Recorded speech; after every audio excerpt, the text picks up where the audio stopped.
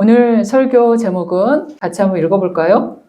주님의 거룩한 신부. 네. 예수님이 죽음을 이기시고 부활하셨습니다. 아멘이 적네요. 네.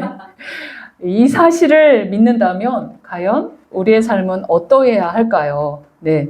부활하신 주님께서 성령을 선물로 우리에게 보내셨죠? 그러면 그 성령 하나님께서 우리를 인도하고 계신다면 과연 우리를 어느 지점까지 도달하게끔 인도하시는지 그 목표치가 있겠지요. 오늘 말씀을 통해서 주님의 그 계획을 좀 살펴보았으면 좋겠습니다.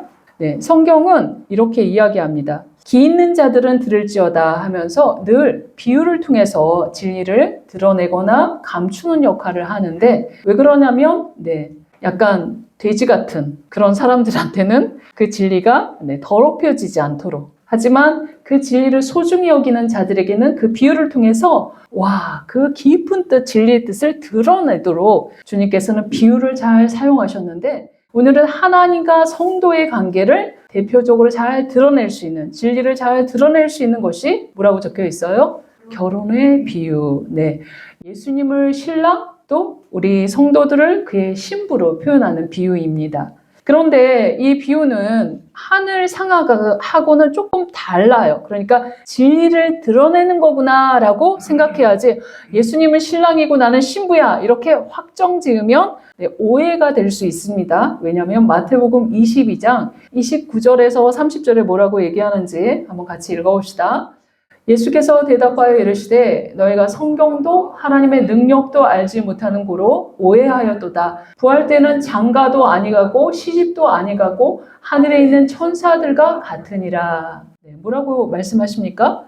부활하신 그 이후에 예수님이 첫 열매로 부활하셨으면 우리도 사망을 이기고 이제 부활에 같이 참여하는 거거든요.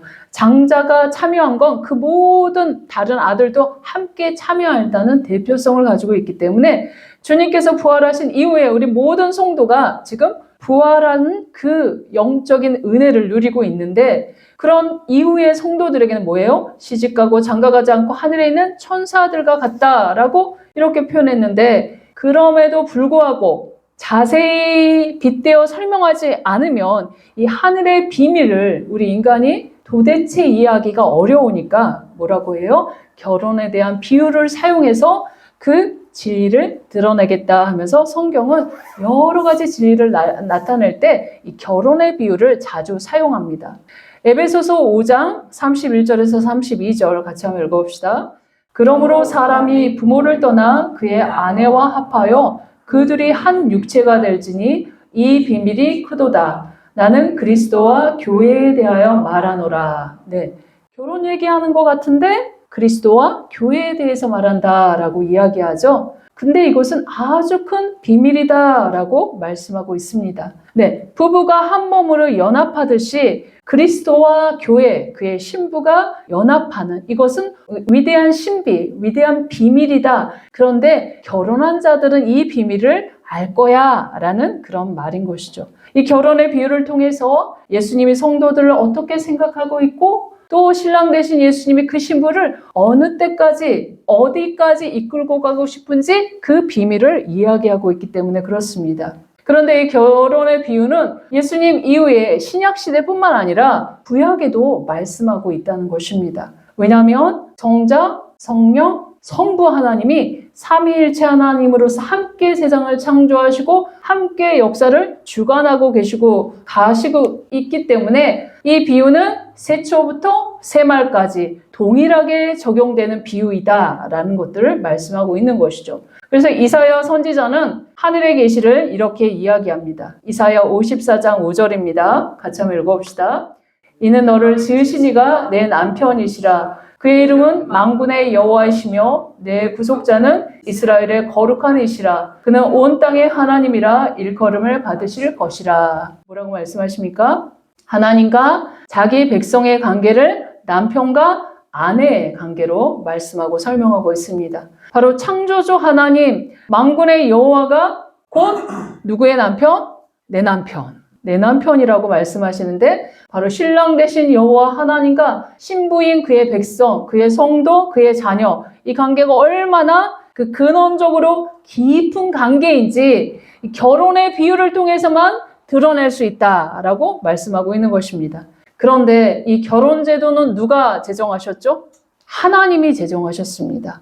네, 하나님이 친히 제정하신 제도가 결혼 제도입니다. 창세기 2장 24절 같이 읽어봅시다. 이러므로 남자가 부모를 떠나 그의 아내와 합하여 둘이 한 몸을 이룰지로다. 네, 여기서 합하여라고 말씀하고 있는데 이 합하여는 히브리어로 뭐라고요? 나바크. 나바크는 물질이 서로 달라붙는다라는 뜻이에요. 근데 신약에는 요거를 헬라어, 신약은 헬라어로 적혀 있죠. 헬라어는 뭐라고요? 콜라오 해가지고 악어로 붙이다라는 같은 뜻입니다.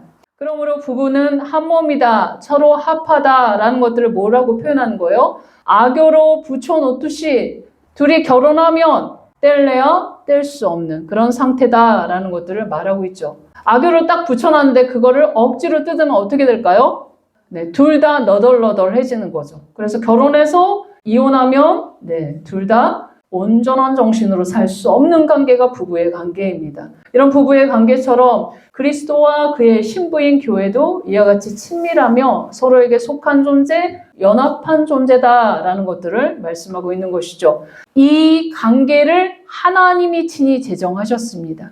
그래서 서로 남자와 여자는 이렇게 살아가기를 하나님은 원하시는 거죠. 그렇게 사도 바울이 그리스도를 반영한 존재, 바로 그와 온전히 합하여 하나 된 존재가 바로 그의 신부인 교회다라고 말씀하셔서 하나님은 교회를 얼마나 끔찍히도 아끼시고 소중히 여기시는지 모릅니다. 에베소서 5장 31절 32절 다시 읽어봅시다. 그러므로 사람이 부모를 떠나 그의 아내와 합하여 그 둘이 한 육체가 될지니 이 비밀이 크도다. 나는 그리스도와 교회에 대하여 말하노라. 네. 예수님은 신부, 곧 교회. 그 교회는 주님과 친밀하게 서로에게 속한 존재이고 그리스도를 그대로 반사하며 거울과 같은 존재가 어디라고요? 교회, 곧 그의 성도들. 교회는 성도들의 모임이잖아요. 곧 그의 신부들이다 라고 말씀하고 있습니다. 우리 전후좌우 한번 볼까요? 성도님을 보니 예수님을 보는 것 같습니다. 우리 고백해 줄까요? 네, 전혀 선포하고 싶지 않나요? 네, 선포하실 분 그대로 될지어다. 네, 예수님이 그의 신부인 교회를 어떻게 사랑하고 어떻게 인도하고 보호하시는지 우리가 좀 살펴봅시다. 신랑이 신부를 사랑해서 그 사랑의 깊이와 넓이와 그 무지막지한 사랑을 보여준 게 바로 십자가에 내어주는 사랑이거든요. 에베소 5장 25절 보면 남편들아 아내 사랑하기를 그리스도께서 교회를 사랑하시고 그 교회를 위하여 자신을 주신같이 하라 라고 말씀하십니다. 아니 이게 가정생활하면서 교회 얘기 들어가고 교회 얘기하면서 또 막 가정생활 얘기하고 계속 이렇게 막 중의적으로 계속 왔다 갔다 하시죠? 네, 왜 그럴까요?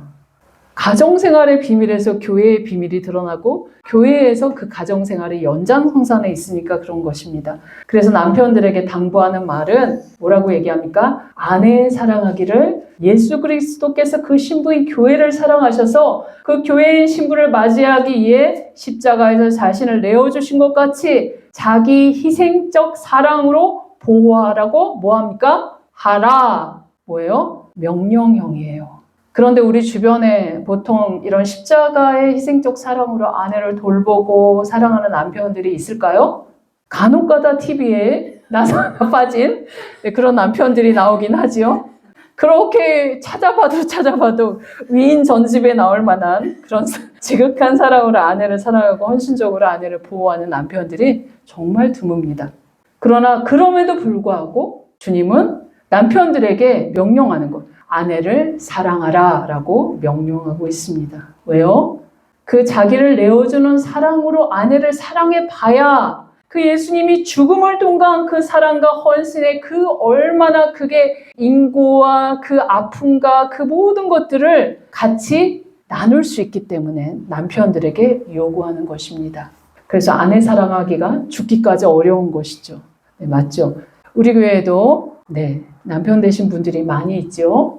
어제도 설교 준비하고 있는데 강땡땡 성도님이 부부싸움을 하셨다고 신방을 요청하면서 부부싸움에 대해서 이쪽 저쪽 아내 편을 들 수도 없고 지명 형제 편을 들 수도 없고 왔다 갔다 성경적으로 권면을 해드렸습니다. 그런데 오늘이 이 진리가 드러나고 있는 거예요. 오늘부터 성경대로 하려고 한다면 아내 사랑하기를 뭐죠? 그리스도께서 교회를 사랑하시고 그 교회를 위해서 자신을 십자가에 내어주신 자기 희생적 사랑으로 아내를 사랑하기를 당부드립니다. 아멘. 네, 그런데 쉽지는 않습니다. 그래서 그렇게 하루에 한 가지씩만 아내 사랑하는 일을 동참하시기를 당부드립니다.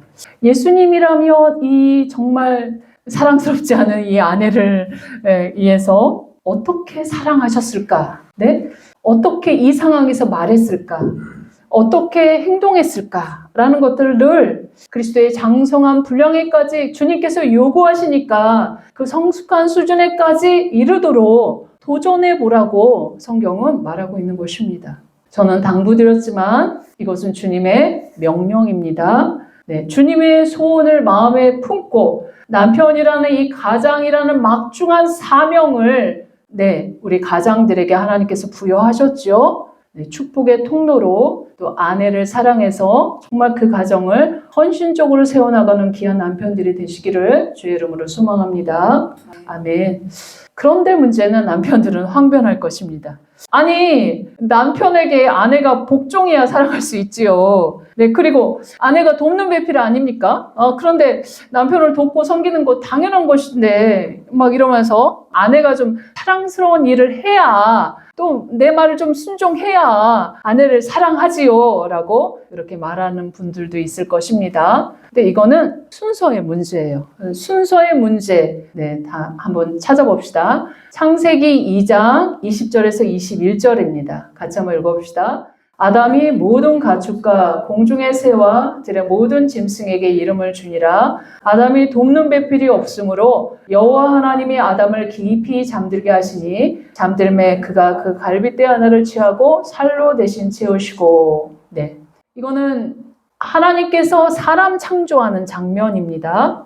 여기서 돕는 배필에서 돕다라는 것은 우리가 이 가부장적인 문화 속에서 자란 우리들의 머릿속에는 여자가 아담의 몸의 일부이니까 아담에게 종속되어 왠지 열등한 존재처럼 여기거나 마치 몸종처럼 남자를 도와야 한다라고 생각하는 경향성이 있습니다.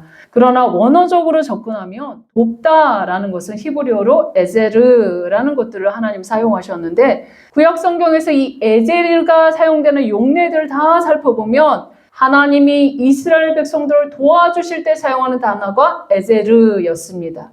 바로 돕는 배필이 여자가 남자보다 열등한 존재로 지음받았다라고 주장하려면 하나님이 이스라엘보다 열등한 존재라고 주장해야 하는데 이 주장은 말이 안 되는 것이죠. 그러니까 누구를 도우려면 그 사람보다 능력이 있고 지혜가 있고 돈도 있고 또 능력도 출중한 그런 사람이어야 도울 수 있잖아요. 그래서 지혜와 능력이 출중한 아담과 비교했을 때 전혀 부족함이 없는 손색이 없는 그런 하나님의 형상 하와를 붙여주셨다는 말씀입니다. 그래서 하와 또한 여전히 하나님의 능력과 지혜를 반영한 존재로 창조되었다라고 설명하고 있는 것입니다.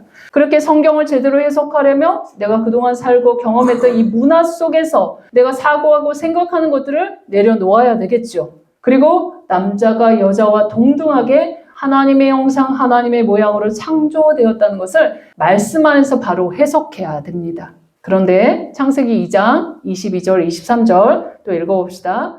여호와 하나님이 아담에게서 취하신 그 갈빗대로 여자를 만드시고 그를 아담에게로 이끌어 오시니 아담이 이르되 이는 내 뼈 중에 뼈요 살 중에 살이라 이것을 남자에게서 취하였은즉 여자라 부르리라 하니라.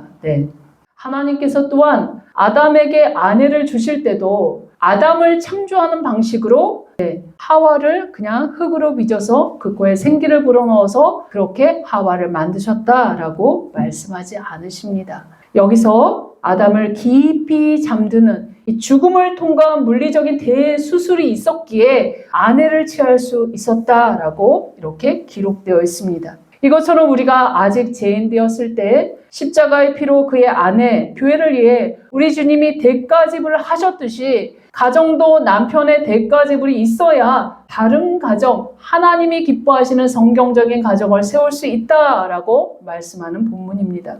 아담이 죽음을 통과하여 얻은 아내였기에 내 뼈 중에 뼈요 내 살 중에 살이라 너는 나다 하며 아내를 자기 몸을 돌보듯이 그렇게 사랑할 수 있었던 것입니다. 이게 바로 성경적인 원리입니다. 그렇게 우리 남편과 아내의 끊임없는 싸움, 다툼, 아담과 하와가 범죄한 이후에 발생한 다툼입니다. 그래서 끊임없이 아내는 남편의 사랑을 갈구하고 남편은 그 사랑을 무시하고 이게 바로 범죄한 이후의 가정. 그래서 가정이 늘 싸움터가 되는 것이 사단의 전략이고 바로 악한 마귀의 전략이라는 걸 알 수 있습니다. 그러니 아내가 먼저 복종해야지 사랑할 것 아니야 라는 남편의 주장, 말도 안 되는 것이죠. 근데 남편이 먼저 사랑해 주어야 그 말에 존경하고 복종할 것 아니야 라는 이 아내들의 항변, 이 말이 옳을까요?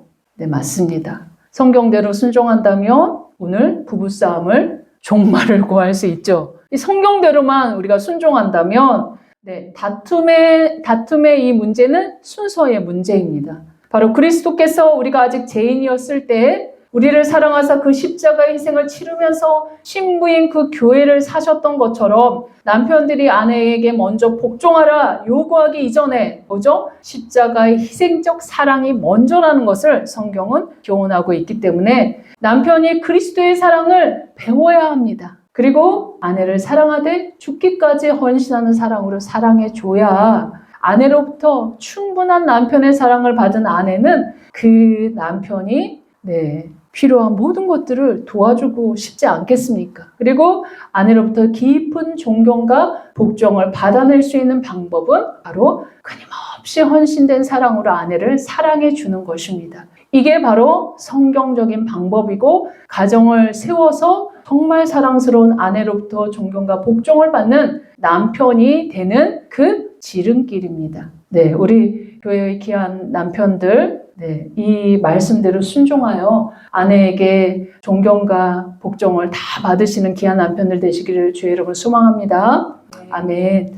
하나님께서 이렇게 인간을 창조하실 때 또한 아담 혼자만 창조하시지 않고 아담과 모든 면에서 전혀 손색이 없는 동일한 가치인 여자를 창조하셔서 한 몸 공동체, 사랑의 공동체로 그렇게 만드셨는데 둘이 뭘 하기를 원하셨을까요? 창세기 1장 26절 28절 우리 세 절을 천천히 읽어봅시다. 하나님이 이르시되 우리의 형상을 따라 우리의 모양대로 우리가 사람을 만들고 그들로 바다의 물고기와 하늘의 새와 가축과 온 땅과 땅에 기는 모든 것을 다스리게 하자 하시고 하나님이 자기 형상 곧 하나님의 형상대로 사람을 창조하시되 남자와 여자를 창조하시고 하나님이 그들에게 복을 주시며 하나님이 그들에게 이르시되 생육하고 번성하여 땅에 충만하라 땅을 정복하라 바다의 물고기와 하늘의 새와 땅에 움직이는 모든 생물을 다스리라 하시니라.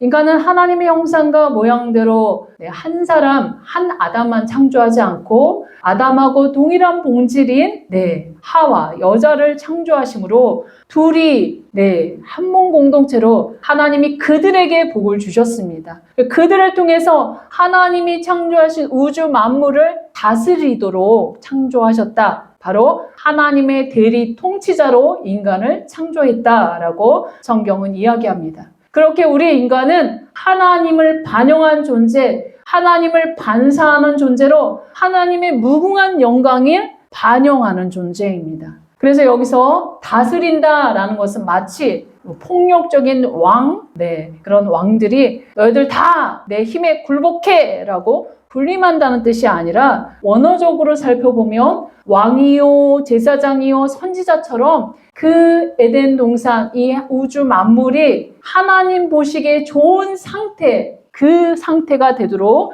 보시기에 좋았더라라고 보살피고 관리한다는 뜻이 다스린다라는 뜻입니다. 그렇게 아담과 하와가 둘이 연합해서 이 보시기에 좋은 상태로 이 땅을 이끌고 가시기 위해서 하나님의 형상대로 우리를 지으셨다는 걸 알 수 있습니다. 그런데 혼자 한 것은 사단의 공격의 대상이 되니까 둘이 연합해서 서로 친밀하게 서로 지혜로 돕고 나누면서 이것들을 헤쳐나가기를 원하십니다. 그리고 여기에서도 연합이라는 건 성부, 성자, 성령 하나님이 한 하나님이고 능력도 하나이심에도 불구하고 단독으로 일하시지 않고 함께 일하시기를 즐겨하시는 것처럼 그리스도와 교회의 관계는 이 사랑으로 연합한 한 몸 공동체이고 우리 모든 각 지체가 이 하나님의 나라가 확장되도록 한 마음 한 뜻으로 이렇게 세워나가는 걸 하나님이 가장 기뻐하신다라고 말씀하고 있는 것입니다. 그렇게 우리 교회도 작은 교회에 비해서 2명의 목회자가 함께 공동 목회를 하고 있는 것이죠. 왜냐하면 한 사람은 연약하지만 2사람, 3사람이 모일 때 삼겹줄은 끊어지지 않는 것처럼 더 강력한 하나님의 일들을 든든하게 해갈 수 있기 때문에 우리가 이 일들을 동역하고 있는 것입니다. 예수님의 사랑받는 제자, 예수님의 사랑받는 제자 요한도 요한복음과 요한계시록을 기록했는데 그 내용을 보면 유대의 결혼 문화를 바탕으로 그리스도와 교회를 설명하고 있습니다. 그 유대의 결혼 문화를 바탕으로 요한복음과 요한계시록을 다시 읽어보면 많은 부분에 그 비밀들이 풀리는 걸 알 수 있습니다. 먼저 요한복음 2장에 보면 예수님이 공생의 첫 표적을 가나의 혼인잔치에서 행하셨죠. 그러면서 물이 포도주로 변화시키는 이 표적을 통해서 자신의 새 언약의 기쁨을 가져올 그리스도이심을 드러내십니다.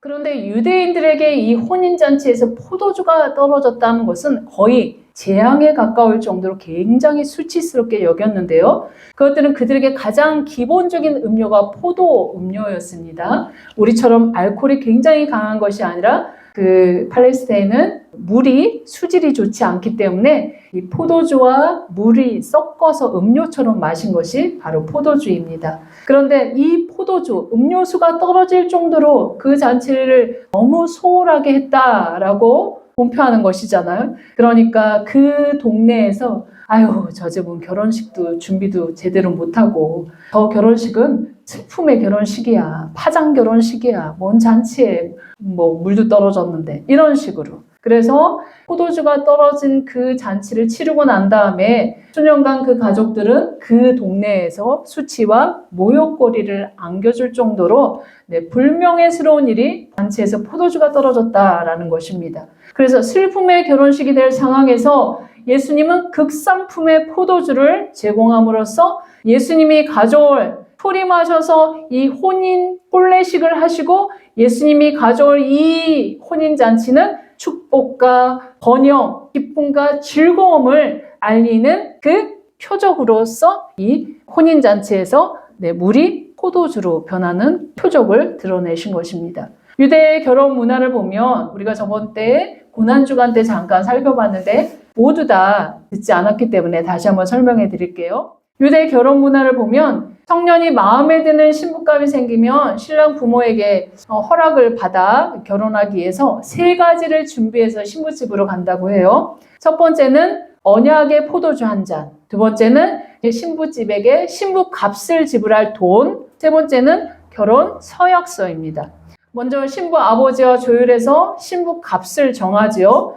그러면 신부가 그 값을 지불받고 혼인 의사를 표시할 때 바로 이 한 잔의 포도주 중에서 반잔을 마시면 2,000원 수락합니다라는 의미입니다. 그리고 나머지 반잔에서 포도주를 이렇게 손으로 들어서 2-3방울을 결혼 서약서에 떨어뜨립니다. 이 결혼 서약은 피로써 맺어진 서약이라는 증표이지요. 그리고 나머지 잔을 신랑이 딱 마시면 이제 그 정혼은 정식적으로 성사되는 것을 증표합니다.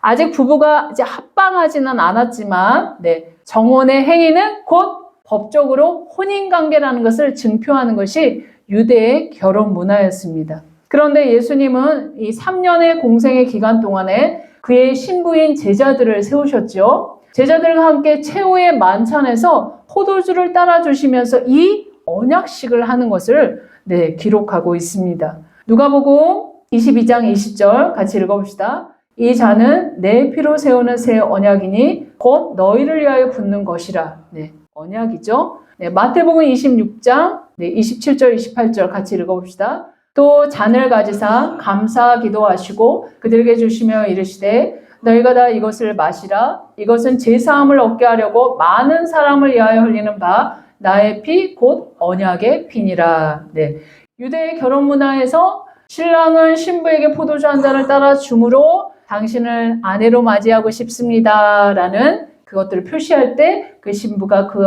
언약의 잔을 마실 때 그 청혼을 수락하는 것처럼 예수님도 그 사랑하는 제자들에게 언약의 잔을 내미시고 그 제자들이 마십니다. 그렇기에 신랑과 신부가 내민 이 언약의 포도주를 마심으로 정혼에 승낙되었던 것처럼 신랑 대신 예수님이 내민 포도주를 제자들이 마셨다는 것은 바로 제자들이 예수님의 청혼에 수락했다는 의미입니다. 동시에 저와 여러분도 고난주간에 성만찬을 참여하고 그 피에 동참했지요. 그리고 우리도 동일하게 예수님의 청혼을 수락했다는 것을 기억하고 기념하는 행위를 했습니다. 이렇게 신부가 청혼을 수락하면 신랑도 그 언약의 마지막 포도주 반잔을 마시고 결혼 서약서를 작성한다고 했죠. 이 서약서에 뭐가 적혀 있냐? 신랑은 신부에 대한 의무를 명시하고 그녀를 재정적으로 보호하고 늘 아끼겠다는 것들을 이 결혼 서약서에 적어 놓습니다.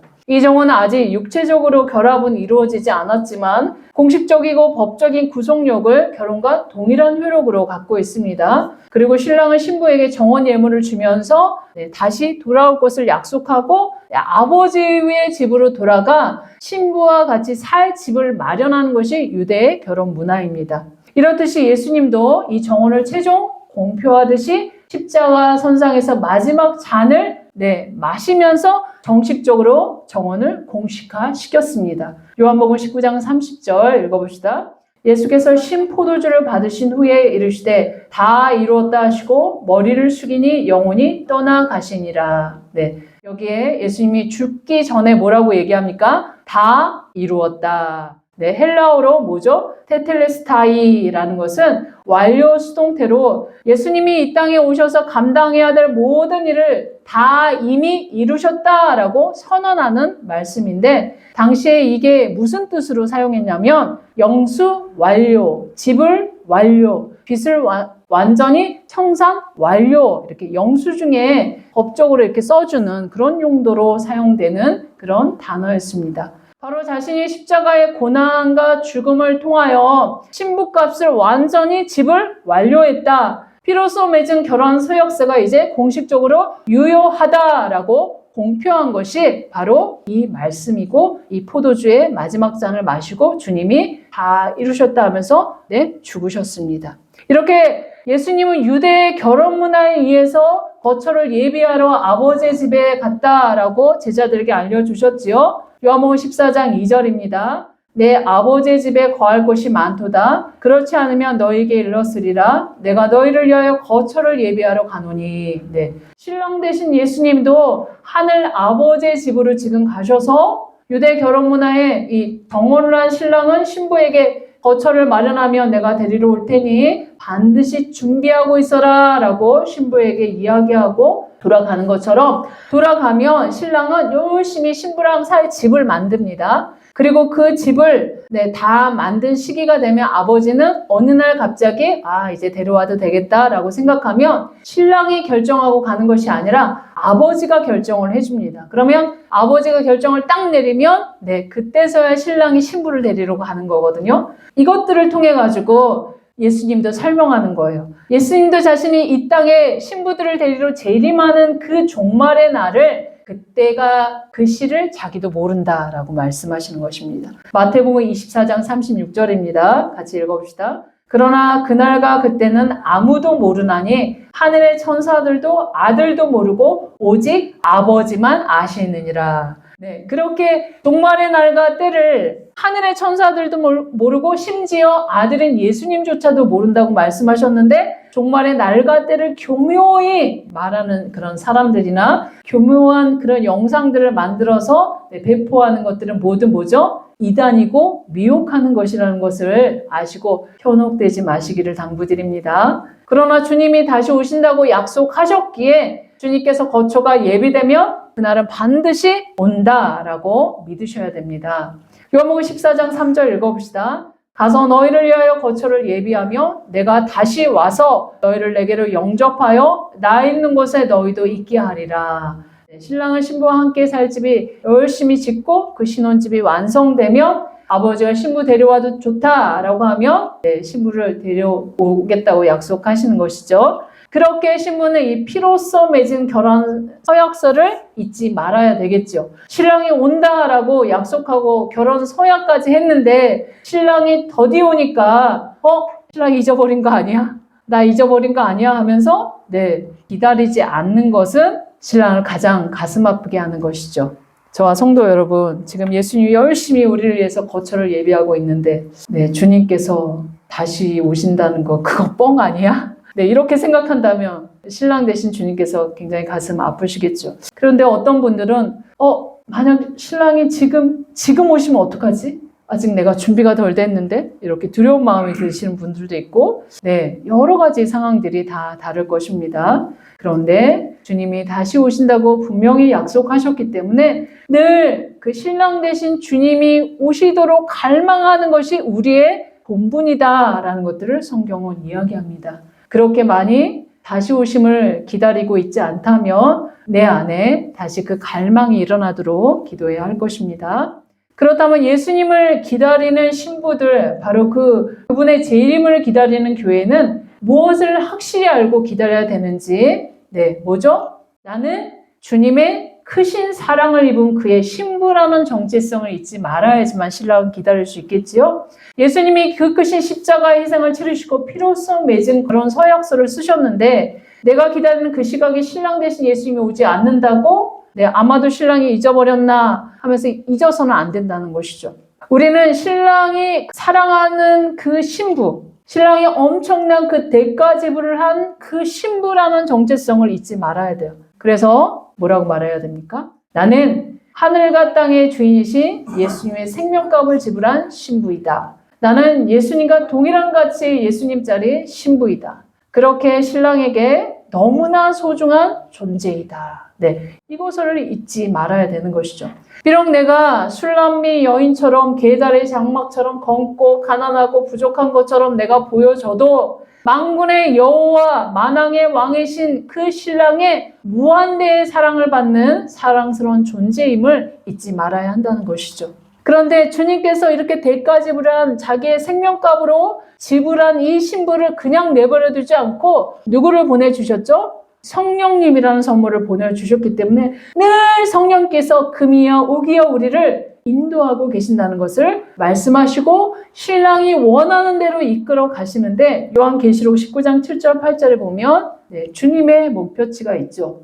읽어봅시다. 우리가 즐거워하고 크게 기뻐하며 그에게 영광을 돌리세 어린 양의 혼인기약이 이르렀고 그의 아내가 자신을 준비하였으므로 그에게 빛나고 깨끗한 세마포 옷을 입도록 허락하셨으니 이 세마포 옷은 성도들의 옳은 행실이더라. 우리 주님께서 다시 오실 때 그의 아내가 준비한 빛나고 깨끗한 세마포 옷을 준비하도록 하는데 그 세마포 옷이 뭐라고요? 비유적으로 말씀하시는 거죠. 성도들의 옳은 행실이다. 그러면 남편들이요, 아내들이요, 가정에서 어떤 옳은 행실로 세마포 옷을 준비해야 할까요? 늘 하나님이 기뻐하시고 성령님이 기뻐하시고 주님께서 기뻐하시는 일, 아내를 죽기까지 사랑으로 헌신으로 가정을 세우고 또 진리의 길에서 벗어나지 않고 늘 옳은 길, 말씀의 길에 서 있어서 매일매일 빛나고 깨끗한 세마포를 한 땀 한 땀 준비해 가야 된다고 성경은 말하고 있습니다. 그리고 신랑의 그 사랑을 입은 그 신부의 근원적인 준비는 신랑으로 말미암은 기쁨입니다. 이사야 61장 10절 같이 읽어봅시다. 내가 여호와로 말미암아 크게 기뻐하며 내 영혼이 나의 하나님으로 말미암아 즐거워하리니 이는 그가 구원의 옷을 내게 입히시며 공의의 겉옷을 내게 더하심이 신랑이 사모를 쓰며 신부가 자기 보석으로 단장함 같게 하셨음이니라. 신랑 대신 여호와 하나님과 연합함으로 크게 기뻐하는 신부, 신랑 대신 주님과 교제함으로 인하여 즐거워하는 신부, 그 신부들에게만 구원의 옷을 입히고 공의의 겉옷을 입혀서 가장 아름다운 보석으로 단장하듯이 자기 앞에 영광스러운 신부로 교회로 세우겠다는 것이 주님의 의지이고 저와 여러분을 향한 하나님의 계획이십니다. 이렇게까지 이끌고 가시겠다라고 말씀하시죠. 그래서 신앙생활은 능동태가 아니라 수동태다라고 말씀하십니다. 왜냐하면 주님이 여기까지 그리스도의 장성한 분량에까지 이끌고 가겠다라고 주님이 의지를 표명하셨기 때문에 그렇습니다. 그래서 우주에서 가장 아름답고 존귀한 왕으로 저와 성도 여러분을 이끌어 가실 것이기 때문에 그분의 손에 의탁하고 따라가시기를 주의 이름으로 소망합니다. 이 신랑의 계획, 이 비밀을 깨달은 사도 바울은 그렇기 때문에 그 주님의 거룩한 신부들이 다 되도록 그렇게 하나님 나라를 전파하고 복음을 전파했는데 고린도후서 11장 2절 3절입니다. 같이 읽어봅시다. 내가 하나님의 열심으로 너희를 위하여 열심을 내노니 내가 너희를 정결한 처녀로 한 남편인 그리스도께 드리려고 중미함이로다. 그러나 나는 뱀이 그 관계로 하와를 미혹한 것 같이 너희 마음이 그리스도를 향하는 진실함과 깨끗함에서 떠나 부패할까 두려워하노라. 늘 사단은 신랑이 가장 아름다운 왕으로 준비시켜 가기를 원하시는데 사단은 늘 그리스도를 향하는 그 사랑과 진실함과 깨끗함에서 벗어나도록 늘 신부가 음료가 되도록 꼬신다고 이야기하는 거죠. 신랑의 가장 큰 배신은 무엇입니까? 신부가 다른 남자 사랑한다는 것이죠. 신랑을 사모하고 기다리기보다는 옆집 남자가 더 멋있다고 그 남자 따라가는 것이 바로 그 소문을 들으면 이 신랑의 마음이 어떠할 것 같습니까? 이게 바로 성경은 음녀라고 표현합니다. 신랑 대신 여호와 하나님을 떠나 세상의 유혹과 우상을 따르는 자들을 요한계시록 마지막에 보면 바벨론의 음녀가 땅의 왕들과 더불어 음행하다가 결국에는 심판당하고 마는데 많은 학자들이 그 음녀를 세상과 야합한 타락한 교회라고 상징한다라고 말합니다. 우리가 하나님의 말씀을 신실하게 따라가느냐 아니면 적당히 세상과 야합해서 따라가느냐 그러면 주님의 거룩한 신부인지 아니면 음녀인지 여기서 한가름이 난다라고 말씀하는 계시는 거죠. 야고보서 4장 4절에 그래서 가늠한 여인들아 세상과 벗된 것이 하나님과 원수됨을 알지 못하느냐 그런즉 누구든지 세상과 벗이 되고자 하는 자는 스스로 하나님과 원수가 되는 것이다. 세상의 가치관, 세상의 욕망이 우리 마음속에 스며들도록 내버려 두면 영적인 간음이다. 그래서 신랑 대신 예수님의 말씀보다 돈심, 만몬심이 더 안정감을 주고 통장에 쌓인 그 잔고가 더 내게 안정감을 준다면 하나님과 원수되는 일을 하고 있다라고 음녀짓을 하고 있다라고 성경은 이렇게 지적하고 있습니다. 요한일서 2장 15절도 뭐라고 얘기합니까? 이 세상이나 세상에 있는 것들을 사랑하지 말라. 누구든지 세상을 사랑하면 아버지의 사랑이 그 안에 있지 아니하니. 세상이 타락해 버릴 대로 타락했죠. 교회들도 그 유혹에서 벗어나지 못해서 늘 정치권과 또 모든 것들과 서로 야합합니다. 그래서 그 진리에서 벗어나서 거룩한 성도들이 그곳에 갔더니 진리가 없도록 그래서 모두 다 미혹되는 그런 그 부패한 시대를 살아가고 있는데 그렇기 때문에 진리의 말씀을 따르는 교회 거룩한 성도들의 모임은 그런 공동체에 소속되도록 우리가 늘 깨어 있어야 되고 키퍼 역할들을 성령님이 하시도록 그 도움을 늘 간구해야 된다라고 말씀하시는 거죠. 갈라디아서 5장 16절 그렇기 때문에 우리가 주님이 보내주신 그 신부 선물 성령님을 따라 행하라. 그러면 육체의 욕심을 이루지 아니하리라 라고 말씀하십니다. 성령님이 바로 우리의 주님의 영이시기 때문에 신랑이 원하시는 대로 우리를 이끄시기 때문에 늘 성령의 인도함을 받아 순종하며 나아가라 라고 말씀하시죠. 그렇게 신랑이 남기고 간 이 귀한 선물을 늘 목에 걸고 늘 다니듯이 이 신랑의 선물을 늘 함께 지니고 동행해야 된다라는 것이 성령님과 동행하라 라고 말씀하고 있는 것입니다. 요한계시록 14장 4절에 뭐라고 얘기합니까? 이 사람들은 여자와 더불어 더럽히지 아니하고 순결한 자라. 어린 양이 어디로 인도하든지 따라가는 자며 사람 가운데서 속량함을 받아 처음 익은 열매로 하나님과 어린 양에게 속한 자들.